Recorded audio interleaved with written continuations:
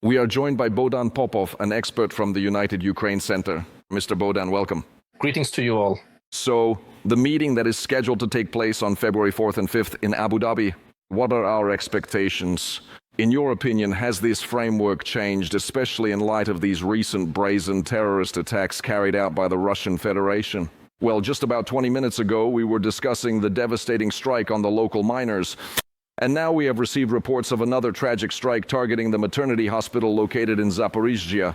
President Zelensky clearly emphasized in that same address that a lot depends on the Americans. And unfortunately, it's true that we can't just come and resolve everything without the involvement of the American and Russian sides.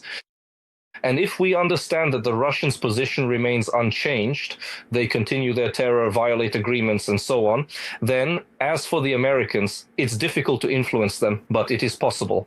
And excuse me. Right now, our embassy in the US faces a very difficult mission to influence Donald Trump's team because this is not the Biden administration.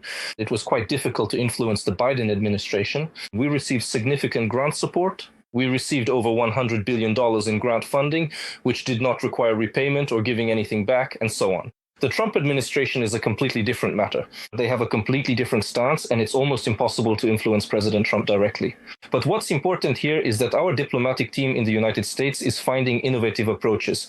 And Ambassador Stefanishina has already held meetings with very important people at all levels, those who make decisions and those who in principle can have influence on Trump.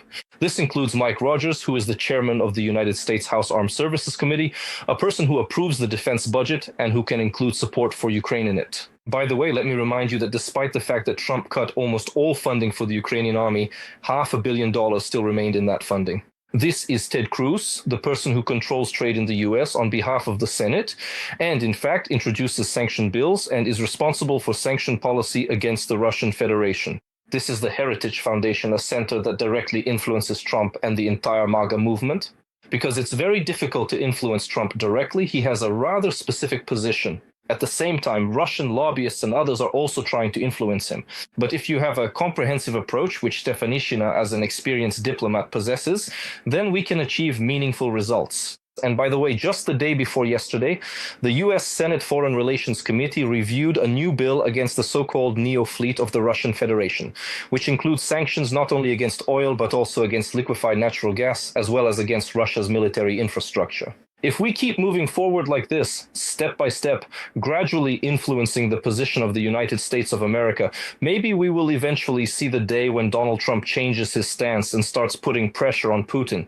After all, Putin is the only one who, as they say, is preventing peace from happening, because all the negotiations in Abu Dhabi for now will not be effective until the position of the Russian Federation changes. Ukraine supports peace initiatives, but we have our own red lines that we will never cross, neither under pressure from the aggressor nor even under pressure from our partner, the United States.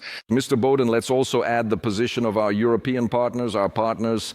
Russia continues its terror against the civilian population of Ukraine, despite peace negotiations and the so-called agreement of the Russian Federation on a so-called temporary ceasefire. This was stated by the EU ambassador to Ukraine, Katarina Maternova. Currently, the diplomat added, due to the shelling, most Ukrainians are living with power outages lasting many hours, and many apartment buildings have been left without heating during severe frosts. Here's the quote. This is what a ceasefire looks like. Explosions, civilian casualties, destroyed energy facilities, and transport infrastructure. These attacks are yet another proof that there is no ceasefire. Russia does not respect agreements. None of their promises have been kept. Katarina Maternova, the European Union ambassador to Ukraine. Mr. Bohdan, let us take a moment to deeply reflect on this situation. I strongly suggest that we carefully reflect on the significant transformation of our European partners' strategic position, especially in the specific context of, the international treaty. Russia's actual ability to make binding agreements, and their overall potential to reach even some sort of comprehensive framework for a sustainable ceasefire. Well, unfortunately, the position of the Europeans has little influence here because the main thing they can do is to continue financing Ukraine and providing us with defense assistance. Diplomatically, they currently carry almost no weight. The way they can influence Trump a little is that Trump has always told the Europeans, if you want Ukraine to keep defending itself, pay for it. They have paid.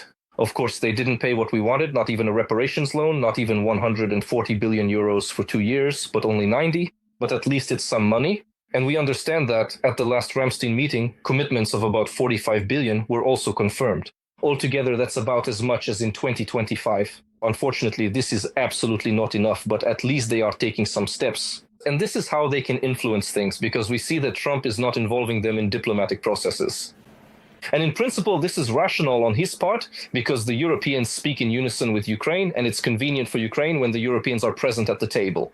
And when it's Trump here, who is not exactly convenient, and of course Russia, we understand, with their position on Donbas and other issues, then of course it's harder for us to push our terms, agreements, and so on. But still, we understand that despite all the uncomfortable positions in the negotiation track, as long as Ukraine basically has financial resources, the ability to fight, to defend its interests, its red lines in negotiations, we will continue to do so. How do you feel about these particular presented statements? Well, for example, from the latest news this morning, the French foreign minister stated that Europe needs direct contact with Russia.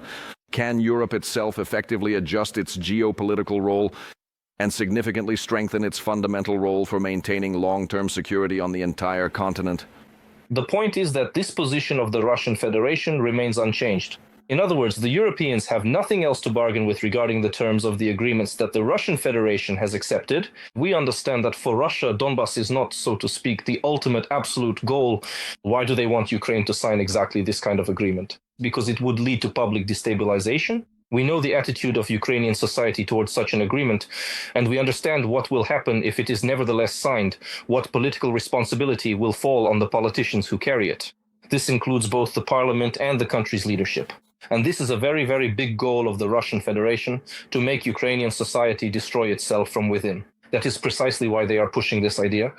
And Putin's ultimate goal is the destruction of Ukrainian statehood as such. Just the other day, I debated a Russian analyst on an Egyptian TV channel. He states this clearly. By the way, he's the first Russian I've met who tells the truth on television. But what's strange is that he openly says that Putin's ultimate goal is to destroy Ukrainian statehood. And he says, Lavrov even says that this is like a country of yesterday, meaning it formally no longer exists. We don't consider it to exist. We just want to remove it from the map. We want there to be a loyal government on that piece of territory to the Russian Federation and so on. And all these things are clearly articulated, and it seems like the world understands this, but still, they think that for Putin, this Donbas is some kind of fundamental issue. But no, it's just a small cog, as they say, in the big machine of destroying Ukrainian statehood. But we will not allow this. Mr. Bohdan, as always, we are very grateful to you for your explanations. Bohdan Popov, expert at the Center